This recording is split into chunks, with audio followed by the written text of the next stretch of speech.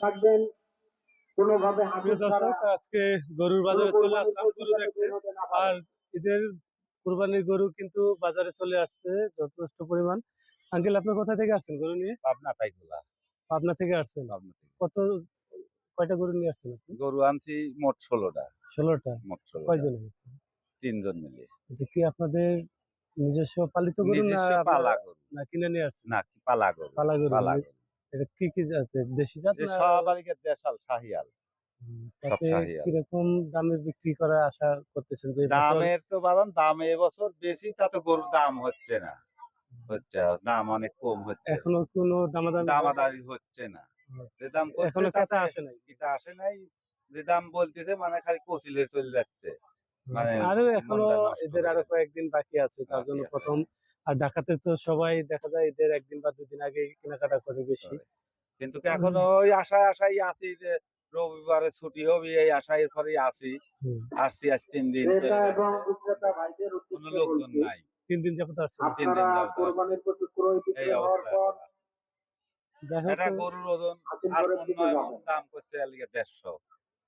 হাসিল কি ছাড়া হবে? কোনো 8 কোরবানির মণ 9 প্রতি মণ এই গরুটা। হাত 8 থেকে মণ বের ওজন হবে না। আছে। 150 টাকা দাম কয়। তাহলে তো অনেকটাই। ব্যাপারী অনেক ভাইদের পাইকার উদ্দেশ্যে আছে, বলছি, বুঝছেন? আপনাদের এমন দাম নিজ নিজ করে। জায়গায় থাকবেন। কোন কেবারি বেচা কিনা হবে।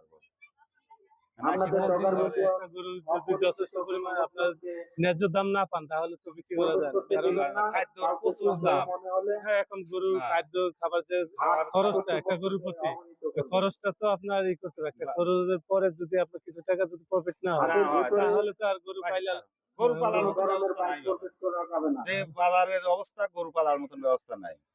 অটোরিকশা তো আসবেই না। আচ্ছা, আঙ্কেল, লোন টোন হাটের ভিতর কোনো মিস্ত্রি ধরনের বাইক মিস্ত্রি এসব প্রবেশ গরু করানো বাজার যাবে না। পোষা লাগে, তাছাড়া ভলান্টিয়ার তো ভাই হয় না দৃষ্টি বাজার। আকর্ষণ করছে। কারণ যারা গ্রামে আমাদের করে লোন পার্কিং ছাড়া আছে, দেখা যায় পার্কিংয়ে রাখবেন। হয় একটা না।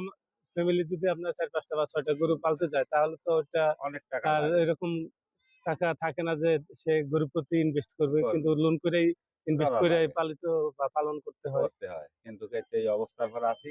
কিন্তু বেচার মতন কোনো কায়দা হচ্ছে না। কোনো এ- কায়দাই নেই। কোনো এখন দামেই কি হচ্ছে না। বাজারে কি আজকে কোনো বেচা কিনা হয়েছে এগুলো? না, আজকের বাজারে এখনো পর্যন্ত বেচা কিনা হয় নাই। কেবল 2-4 জনের নামাজ পড়ার নামাজ কালাম পড়ে আছি, যে 2-4 জনের দেখা যাচ্ছে কাস্টমার।